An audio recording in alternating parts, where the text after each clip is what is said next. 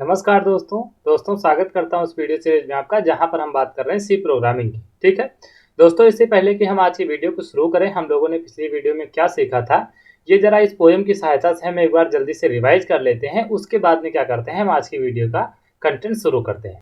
तो जल्दी से इसको रिवाइज कर लेते हैं। देखिए, पोएम का पहला पैराग्राफ क्या कहता था, यदि सिस्टम हो 16 बिट का तो मन में कर लो ये पॉलिश। ठीक है, पॉलिश का मतलब हमने आपको बताया था कि अच्छे से आप याद कर लीजिए। अगर आपका सिस्टम 16 बिट का है तो आप मन में पॉलिश कर लीजिए, यानी कि अच्छे से याद कर लीजिए।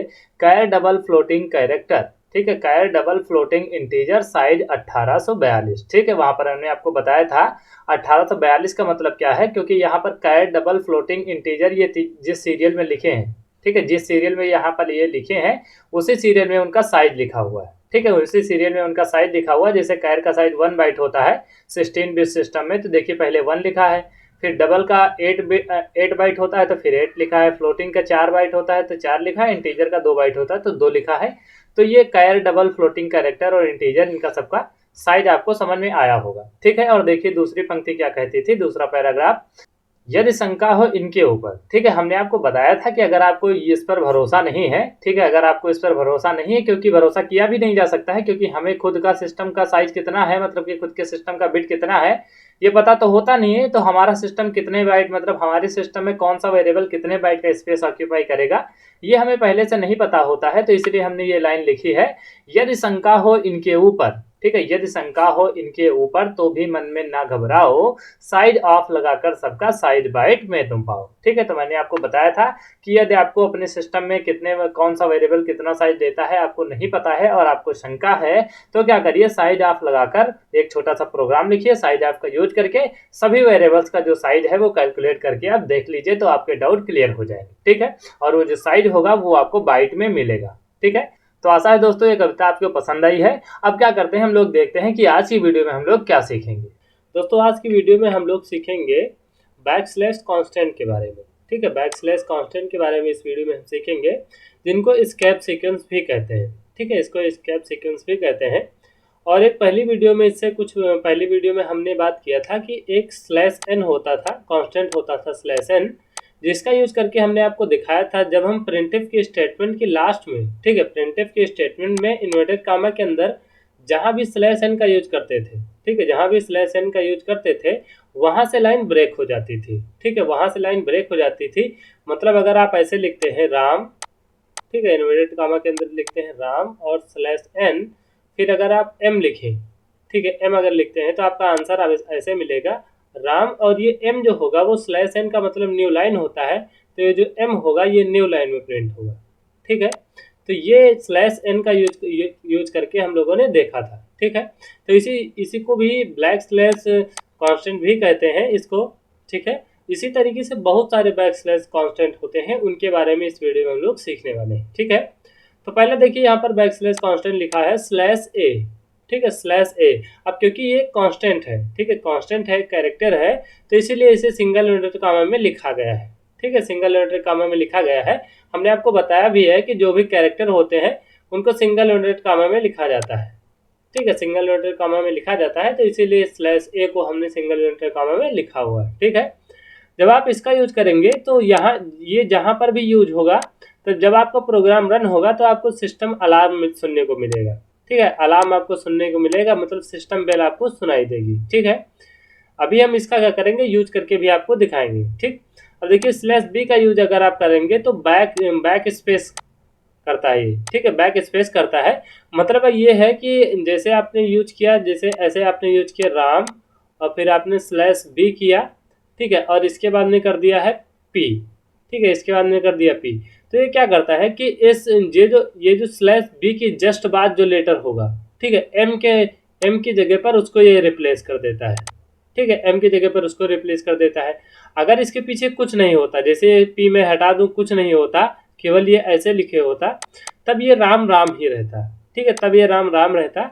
अगर पी के जगह पर स्पेस होता, ठीक है, पी के जगह पर जैसे मान लीजिए यहाँ इन्वर्टेड कॉमा ना होता, ये ऐसे लिखा होता, ये ऐसे लिखा होता, ऐसे राम उसका स्लैश बी। अब देखिए यहाँ पर स्पेस होता, ठीक है, यहाँ पर एक सिंगल स्पेस होता, तो देखिए इस एम को ये स्पेस से रिप्लेस कर देता। ठीक है, और आपको आंसर मिलता आर ए। ठीक है, आपको आंसर आर ए मिलता है। ठीक है, अभी इसका भी यूज करके हम देखेंगे। ठीक है, ये फॉर्म फीड है। फॉर्म फीड क्या करता है, इसका भी यूज होता है। अभी हम इसको भी आपको यूज करके दिखाएंगे, फॉर्म फीड को भी। स्लैश एन तो आपको पता ही है, न्यू लाइन करके आपको देता है। और स्लैश टी क्या करता है, ये एक टाइप का गैप देता है। ठीक है, एक टाइप का गैप देता है। जैसे आप ऐसे करें ए और स्लैश टी फिर बी, ठीक है, तो आपको आंसर ऐसे मिलेगा ए और उसके अंदर एक टाइप का गैप होगा, फिर आपको मिलेगा बी। ठीक है, तो स्लैश टाइप क्या करता है, एक टाइप का गैप आपको देता है। ठीक है, तो ये जो होता है वो हॉरिजॉन्टल टाइप होता है, ये हॉरिजॉन्टल टाइप होता है। और देखिए स्लैश वी क्या करता है, वर्टिकल टाइप देता है। ठीक है, वर्टिकल टाइप देता है। वर्टिकल टाइप होना तो ऐसे चाहिए, ठीक है, होना ऐसे चाहिए, लेकिन वर्टिकल टाइप ये ऐसे नहीं देता है। इसके बीच में एक साइन कुछ ऐसे करके बना कर देता है। ठीक है, ऐसे करके साइन बना कर देगा, उसके बाद में बी देगा ये। ठीक है, तो इसे वर्टिकल टाइप कहते हैं। अब देखिए कभी कभी हमें क्या जरूरत पड़ती है, ये कोटेशन की जरूरत पड़ती है। ठीक है, डबल कोटेशन की हमें जरूरत पड़ती है कि कोई भी लाइन प्रिंट हो, जैसे हम प्रिंट करें ए डबल कोटेशन प्रिंट करना चाहते हैं। ठीक है, तो यहाँ पर देखिए डबल कोटेशन अगर आप लगाएंगे, ठीक है, डबल कोटेशन का यूज आप कहीं पर भी करते हैं अगर, तो उसके लिए आपको दूसरा डबल कोटेशन भी लगाना पड़ेगा। ठीक है, दूसरा डबल कोटेशन भी लगाना पड़ेगा। इसलिए आप सिंगल डबल कोटेशन अगर आप लगाते हैं तो आपको एरर मिलेगा। ठीक है, आपको एरर मिलेगा अगर आप ऐसे लिखें, ऐसे कुछ भी आप लिख दें राम और सिंगल इन्वर्टेड कामा, ये आपको प्रिंट कराना है। तो देखिए आप दोनों तरफ से ऐसे ऐसे लगाएंगे, फिर ये जो सिंगल इन्वर्टेड कामा ये जो आपने लगाया है, ये जो आपने लगाया है, इससे आपको एरर मिलेगा। ठीक है, तो अगर आपको ये प्रिंट करवाना है, ठीक है, डबल इन्वर्टेड कामा प्रिंट कराना है, तो इसको आप स्लैश डबल इन्वर्टेड कामा कर दीजिए, तो ये डबल इन्वर्टेड कामा को प्रिंट कर देगा। ठीक है, तो अगर आप ऐसे लिखेंगे राम, फिर ये अगर लिखते हैं, तब आपको प्रिंट होकर मिलेगा राम और डबल इन्वर्टेड कामा आपको प्रिंट होकर मिलेगा। ठीक है, इसी तरीके से ये जो यहाँ पर देखिए ये सिंगल इन्वर्टेड कामा, ठीक है, सिंगल इन्वर्टेड कामा अगर आपको ऐसे चाहिए, ऐसे राम और एपॉस्ट्रॉफी चाहिए, ठीक है, एपॉस्ट्रॉफी चाहिए, तो एपॉस्ट्रॉफी भी अगर आप ऐसे करते हैं तो आपको एरर मिलेगा। इसको भी आप स्लैश और सिंगल इन्वर्टेड कामा जब आप करेंगे तो आपको एपॉस्ट्रॉफी मिल जाएगा। ठीक है, देखिए स्लैश आर जो है ये कैरेज रिटर्न देता है, ये भी हम आपको अभी करके दिखा देंगे। और ये जो आपको स्लैश जीरो होता है, ठीक है, स्लैश जीरो जो होता है ये नल कांस्टेंट होता है। नल कांस्टेंट का मतलब ये होता है जिसे सभी कैरेक्टर होते हैं। ठीक है, सभी कैरेक्टर आपने देखे, एक कैरेक्टर होता था, मान लो जीरो भी एक कैरेक्टर था। ठीक है, जीरो भी एक कैरेक्टर था, मतलब ये डिजिट है लेकिन कैरेक्टर इसको हम कह सकते हैं। ठीक है, ये थ्री भी एक कैरेक्टर था, हैश भी एक कैरेक्टर था, तो इतने सारे कैरेक्टर होते हैं।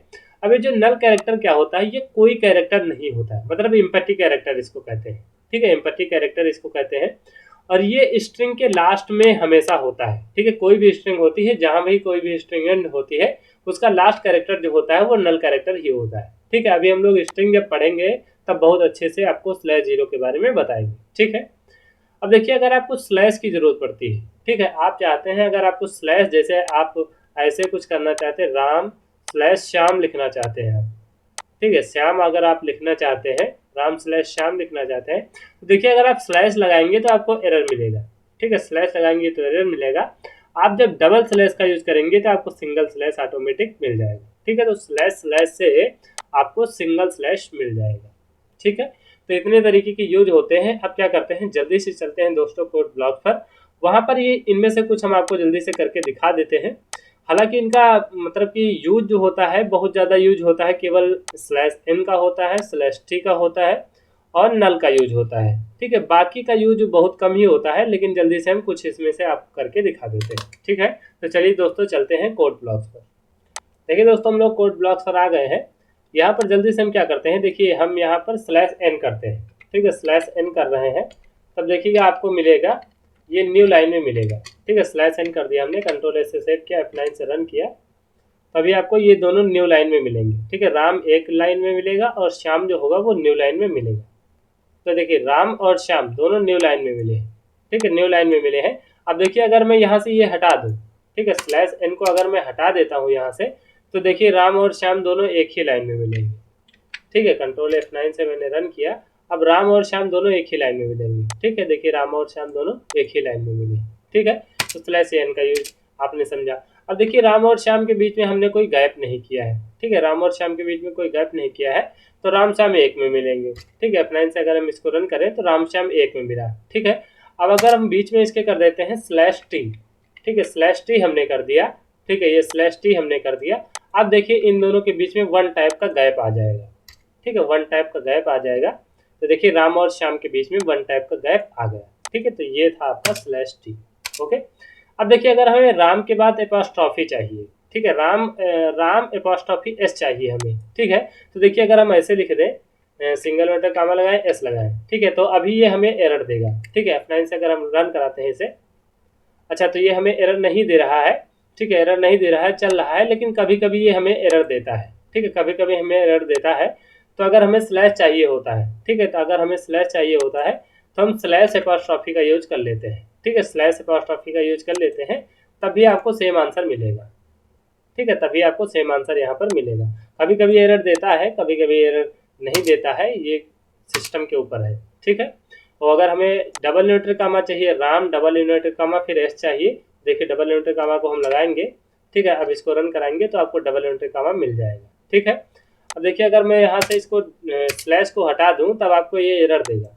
ठीक है, स्लैश को अगर मैं हटा देता हूँ, देखिए आपको एरर देगा। ठीक है, एरर देगा क्योंकि ये यहाँ से ये वाला इन्वर्टर कामा इस इन्वर्टर कामा के साथ मर्ज हो जा रहा है, और इस इन्वर्टर कामा का कोई बिगिनिंग इन्वर्टर कामा नहीं मिल रहा है। ठीक है, इन्वर्टर कामा का बिगिनिंग इन्वर्टर कामा नहीं मिल रहा है, तो आपको एरर दे रहा है, तो इसके लिए आपको स्लैश को यूज करना होगा यहाँ पर। ठीक है, स्लैश यूज करेंगे तब आपको परफेक्ट आंसर मिलेगा। ठीक है, अब क्या करते हैं, ए आपको यूज करके दिखा देते हैं। ए जो हमने स्लैश ए किया था, तो अभी आपको सिस्टम बेल सुनाई देगा। ठीक है, स्लैश ए कर देते हैं तो आपको सिस्टम बेल सुनाई देगा। ठीक है, आपको सिस्टम बेल सुनाई दिया होगा। ठीक है, तो अब क्या करते हैं, एक और जल्दी से कुछ और कर लेते हैं। जैसे हमने स्लैश वी आपको बताया था। ठीक है, स्लैश वी बताया था, तो यहाँ पर स्लैश वी का यूज कर लेते हैं, स्लैश वी। ठीक है, स्लैश वी करेंगे तो अभी आपको मैंने बताया था कि एक साइन मिलता है, ये साइन। ठीक है, ये साइन आपको मिला है, ये वर्टिकल टाइप होता है। ठीक है, वर्टिकल टाइप की तरह इसको कहा जाता है। तो ये साइन जो होता है वर्टिकल टाइप को शो करता है। ठीक है, तो आपने बहुत सारे स्केप सीक्वेंस के बारे में सीखा, तो आशा है आपको समझ में आया होगा स्केप सीक्वेंस क्या होते हैं। ठीक है, चलिए दोस्तों अगले टॉपिक में मूव करते हैं। देखिए दोस्तों अगला टॉपिक है आपका डेटा टाइप मॉडिफायर। ठीक है, डेटा टाइप मॉडिफायर क्या होता है, हालांकि इसकी कोई खास जरूरत नहीं होती है, क्योंकि जो अब सिस्टम आते हैं वो 64 बिट के होते हैं। ठीक है, वो 64 बिट के होते हैं, तो उसमें साइज वहाँ पर साइज को चेंज करने में कोई फ़ायदा नहीं होता है, या फिर साइज को चेंज करें या फिर ना करें, मतलब उनको छोटा बड़ा करने में मतलब कि हमें कोई दिक्कत नहीं होती है, और कोई भी नंबर आसानी से इसमें सेट हो जाता है, क्योंकि मैक्सिमम बिट इसमें ऑक्यूपाई होती है। ठीक है, और जब बहुत ज़्यादा साइज होता है किसी भी वेरिएबल का जो साइज होता है वो मैक्सिमम होता है। ठीक है, लेकिन फिर भी हम यहाँ पर डेटा टाइप मॉडिफायर की बात कर लेते हैं थोड़ी सी। देखिए यहाँ पर पहला डेटा टाइप मॉडिफायर है साइंड। ठीक है, साइंड है, तो आपको पता है साइंड का मतलब ये होता है, जब मैंने आपको बताया था कैरेक्टर के बारे में, तो वहां पर मैंने आपको बताया था अगर साइंड कैरेक्टर की बात की जाए, ठीक है, 1 बाइट स्पेस ऑक्यूपाई करता है कैरेक्टर, तो 1 बाइट का मतलब 8 बिट। ठीक है, तो 2 की पावर 7 अगर हम करेंगे तो हमने आपको बताया था ये इसकी रेंज होती है -128 टू +127 होती है। ठीक है, 127 होती है, ये तब होती है जब आपका कैरेक्टर साइंड होगा। ठीक है, अगर अनसाइंड कर दिया जाए तो ये दोनों आपस में ऐड हो जाते हैं और ये 0 to 255 हो जाता है।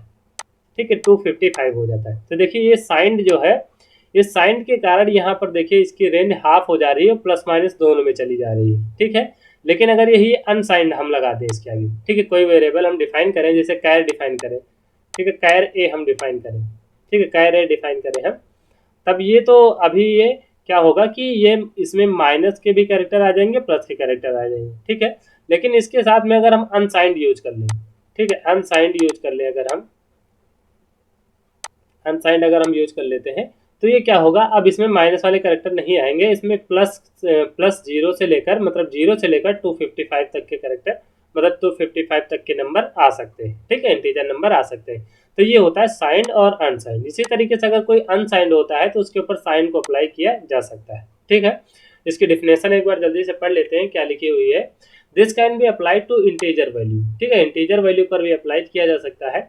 The default declaration assume to a sign number. ठीक है, तो जब भी कोई नंबर डिक्लेयर किया जाता है तो डिफॉल्ट डिक्लेरेशन जो होता है वो साइंड ही होता है। ठीक है, जैसे मैं इंट ए डिफाइन करूं तो इसका जो डिक्लेरेशन होगा वो साइंड ही होगा। ठीक है, मतलब इसमें प्लस माइनस दोनों रखे जा सकते हैं। ठीक है, तो ये साइंड ही होगा। तो अगर आप इसके आगे साइन लगाते हैं, ठीक है, साइंड अगर लगाए हैं या ना लगाएं उससे कोई फर्क नहीं पड़ता है, लगाएंगे तब भी वही रहेगा और नहीं लगाएंगे तब भी वही रहेगा, क्योंकि डिफॉल्ट डिक्लेरेशन जो होता है वो साइंड ही होता है। ठीक है, और आगे हमने लिखा है this signed modifier can also be applied with char data type. ठीक है, जैसा कि अभी मैंने अप्लाई करके आपको दिखाया है, कैरेक्टर पर भी अप्लाई किया जा सकता है जिससे उसकी रेंज थोड़ी सी बढ़ जाती है। ठीक है, और वो अनसाइंड हो जाता है। ठीक, अब देखिए अनसाइंड की बात की जाए अगर यहाँ पर, तो अनसाइंड भी कैरेक्टर के ऊपर भी लगाया जा सकता है और इंटीजर के ऊपर भी लगाया जा सकता है। ठीक है, अब देखिए अगर कैरेक्टर के ऊपर हम लगाए तो हमने आपको बताया था अगर 2 बाइट का स्पेस ऑक्यूपाई करता है आपका जो कैरेक्टर इंटीजर है, इसका मतलब आपका सिस्टम 16 बिट का है, उस समय उसकी जो रेंज होती है वो 2 की पावर 17, 2 की पावर कितनी होनी चाहिए थी, 8 to 16 होगी, तो 2 की पावर 15 होगी। ठीक है, क्योंकि 2 बाइट है तो उससे 2 बाइट है तो 16 बिट होगा, 16 बिट के हिसाब से 2 की पावर 15, और इसका शायद होता था 32 768। ठीक है, 768 होता था, ये माइनस से लेकर प्लस में से एक कम होता था। ठीक है, 767 इतना होता था। लेकिन अगर इस पर हम अनसाइंड अप्लाई कर दें, ठीक है, इसी इंटीजर वेरिएबल कोई हमारा हो तो ये इतनी रेंज इसकी होगी। लेकिन अगर इसको हम अनसाइंड कर दें, ठीक है, अनसाइंड अगर हम इस पर अप्लाई कर देते हैं तो क्या होगा, ये दोनों आपस में ऐड हो जाएंगे। ठीक है, ये दोनों आपस में ऐड हो जाएंगे और 0 से लेकर उतने तक की इसकी रेंज हो जाएगी। ठीक है, जो भी होगी इसको ऐड करने पर वो हो जाएगी। ठीक है, रेंज मतलब इसकी डबल हो जाएगी। ठीक, अब देखिए लॉन्ग लॉन्ग क्या करता है, लॉन्ग सिंपली किसी भी जिस पर भी अप्लाई किया जाएगा जिस डेटा टाइप को, उसका जो साइज होगा वो डबल कर देगा। ठीक है, उसका जो साइज होगा वो डबल कर देगा। मतलब अगर 2 बाइट का होगा तो उसे 4 बाइट का बना देगा। ठीक है, 4 बाइट का उसका साइज कर देगा, तो ये डबल कर देता है। ठीक है, और शॉर्ट क्या करता है, जिस डेटा टाइप पे भी अप्लाई किया जाएगा उसको ये हाफ कर देता है। ठीक है, उसको ये हाफ कर देता है। अब एग्जाम्पल के लिए यहाँ पर मैंने बहुत सारे एग्जाम्पल लिखे हुए हैं, देखिए कैसे क्या होता है इसमें। देखिए जैसे नॉर्मली इंट होता है तो 2 बाइट का होता है, ये 16 बिट के हिसाब से हमने लिखा है। ठीक है, तो इसकी रेंज इतनी होगी। ठीक है, इसकी रेंज इतनी होगी, और साइंड में भी वही होगा, मैंने आपको बताया था क्योंकि बाय डिफॉल्ट साइंड ही होता है इंटीजर, तो साइंड इंड और इंट में कोई फर्क नहीं होगा। ठीक है, लेकिन अगर हम इसे अनसाइन कर दें, ठीक है, अनसाइन कर दें, तो देखिए इन दोनों को जब आप ऐड करेंगे तो आपको मिलेगा 65 535। ठीक है, ये इतना मिलेगा, तो 0 से लेकर इतनी रेंज हो जाएगी, ये डबल हो जाएगी, बस ये प्लस की तरफ आगे बढ़ जाएगी। ठीक है, और देखिए शॉर्ट इंट, अब देखिए क्या होता है कि इंटीजर का जो साइज होता है वो 2 बाइट से छोटा नहीं हो सकता है। ठीक है, इंटीजर का जो साइज होगा वो 2 बाइट से छोटा नहीं हो सकता है, चाहे वो कोई भी सिस्टम हो। ठीक है, तो यहाँ पर क्या होगा, अगर आप शॉर्ट के साथ में इंट का यूज करते हैं, ठीक है, इंट को और शॉर्ट करना चाहेंगे तो वो नहीं होगा, 2 बाइट से छोटा नहीं होगा। ठीक है, हाँ अगर ये 4 होता, ठीक है 4 होता तब ये 2 हो जाता, लेकिन ये अगर 2 ही है तो ये क्या होगा, ये और छोटा नहीं होगा, क्योंकि इंटीजर जो होगा वो 2 बाइट से छोटा नहीं हो सकता है। ठीक है, अब देखिए यहाँ पर लॉन्ग इंट लिखा है, तो लॉन्ग इंट मैंने आपको बताया था लॉन्ग डबल कर देता है। ठीक है, तो इंटीजर का साइज 2 बाइट होता है, इसने 4 कर दिया है। ठीक है, तो 4 कर दिया है तो इसका साइज भी बढ़ जाएगा, इसकी रेंज भी बढ़ जाएगी। ठीक है, अब फ्लोट तो 4 बाइट होता था, फ्लोट वैसे ही है। ठीक है, यहाँ इसकी रेंज लिखी है, और डबल 8 बाइट होता था, ये भी वैसे लिखी है। कैर देखिए सिंगल बाइट का होता था। ठीक है, कैर सिंगल बाइट स्पेस ऑक्यूपाई करता था, और यहाँ पर देखिए जो बाई डिफॉल्ट होता है वो भी साइंड होता है, तो यहाँ पर देखिए इसमें -128 से प्लस 127 तक है। ठीक है, प्लस 127 तक है।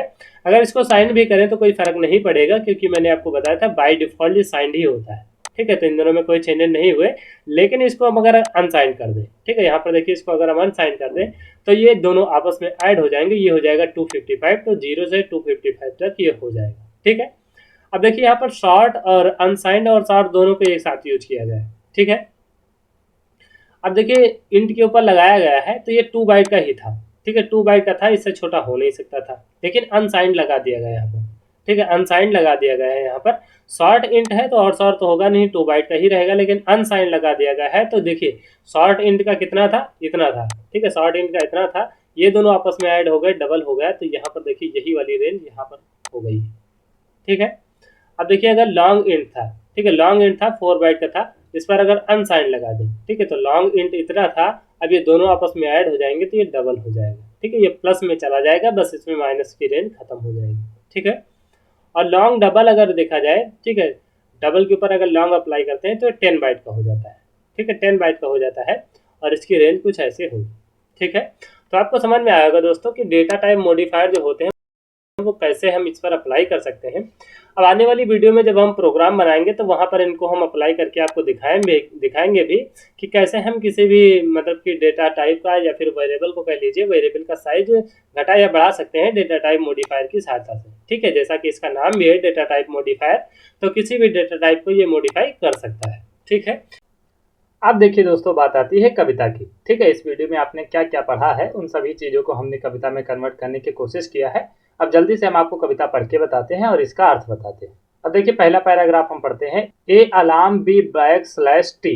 ठीक है, A alarm B back slash T tab करें न्यू लाइन एन। ठीक है, टैब करें न्यू लाइन एन। तो मैंने आपको बताया था स्लैश ए करेंगे तो आपको सिस्टम अलार्म सुनने को मिलेगा, स्लैश बी करेंगे तो आपको बैक स्लैश मिलेगा, और अगर आप स्लैश टी करते हैं, ठीक है, स्लैश टी करते हैं तो आपको टैब मिलेगा, और अगर आप स्लैश एन करते हैं तो आपको न्यू लाइन मिलेगा। ठीक है, तो यहाँ पर यही हमने लिखा है, A alarm B back slash T tab करे न्यू लाइन एन। ठीक है, तो टी क्या करेगा, टैब करेगा, टी टैब करे न्यू लाइन एन, तो न्यू लाइन को क्या करता है, एन करता है। ठीक है, न्यू लाइन को एन करता है। फिर लिखा है स्लैश डबल सिंगल कॉमा को।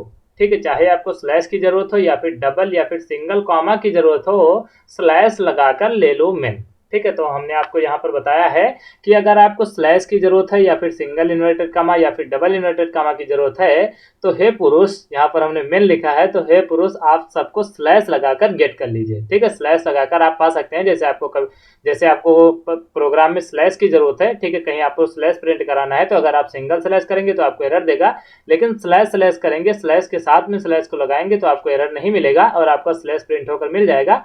उसी तरीके से आप डबल और सिंगल इन्वर्टेड कॉमा को भी प्रिंट कर सकते हैं। ठीक है, अब देखिए दूसरा पैराग्राफ क्या कहता है, स्लैश शून्य नल। ठीक है, स्लैश शून्य नल। देखिए यहाँ पर जो हम शून्य करते हैं, ये सब करते हैं, ये सब कविता को बनाने के लिए करते हैं। ठीक है, ये सब कविता को बनाने के लिए करते हैं, क्योंकि कविता में क्या होता है, मात्राओं का ध्यान देना होता है। ठीक है, तो यहाँ पर क्या होगा क्या नहीं होगा ये हमारे ऊपर भी नहीं डिपेंड करता है, हम पाई मात्रा को सेट करने के चक्कर में ये हमें रखना पड़ता है। ठीक है, और कविता लिखने वालों को ये पूरी छूट होती है। ठीक है, कविता लिखने वालों को ये पूरी छूट होती है कि वो कुछ भी रख सकते हैं। ठीक है, कविता में कुछ भी रख सकते हैं और उसका मतलब वो अपने हिसाब से बताते हैं। ठीक है, तो यहाँ पर हमने लिखा है स्लैश शून्य। ठीक है, स्लैश जीरो जब आप करते हैं तो आपको नल मिलता है, तो यहाँ पर हमने लिखा है स्लैश शून्य नल। ठीक है, जो ब्रैकेट में लिखा है वो आपको नहीं पढ़ना है। ठीक है, स्लैश शून्य नल वी में vertical tab R carriage return दे। ठीक है, टैब आर कैरेज रिटर्न दे और वी में वर्टिकल टैब। ठीक है, वी में vertical tab R carriage return दे। ठीक है, तो वी से स्लैश वी करेंगे तो आपको वर्टिकल टैब मिलेगा, आर करेंगे स्लैश आर करेंगे तो आपको कैरेज रिटर्न मिलेगा। ठीक है, स्लैश शून्य नल वी में vertical tab R carriage return दे, फॉर्म फीड एफ से होता है बैक स्लैश कांस्टेंट को रट ले। ठीक है, तो फॉर्म फीड एफ से होता है और हमने आपको बताया है कि बैक स्लैश कांस्टेंट को रट लीजिए, यानी कि याद कर लीजिए। ठीक है, फिर देखिए अगला पैराग्राफ क्या कहता है, डेटा टाइप मॉडिफायर। ठीक है, data type modifier short long sign unsign. Data type modifier short long sign unsign, size half short से। ठीक है, साइज हाफ शॉर्ट से दोगुना लॉन्ग करे नाउ इट्स फाइन। ठीक है, तो डेटा टाइप मॉडिफायर चार तरीके के होते हैं, कौन से, शॉर्ट लॉन्ग साइन अनसाइन। ठीक है, तो data type modifier short long sign unsign, size of short से। ठीक है, साइज ऑफ शॉर्ट से दोगुना लॉन्ग करे नाउ इट्स फाइन। ठीक है, तो हाफ साइज किससे होता है, शॉर्ट से होता है, और दोगुना साइज किससे हो जाता है, लॉन्ग से हो जाता है।